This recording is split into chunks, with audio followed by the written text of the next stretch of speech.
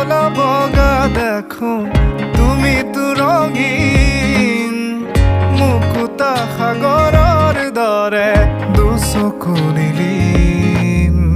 চকু হাল মেলি যদি কাষতে তোমাকে পাওঁ সুখী বুলি নিজকে ক'ব পাৰোনে মলয় আই যায় কিবালি কানে কানে মোৰ গুণগুণালে মিঠা সুৰ গুণগুণালে মিঠা সুৰ সেই সুৰতে শীতানকে সাবতি লৈ সপোনৰে সঁহাৰি লৈ গুচি যামে দূৰণিলৈ য'ত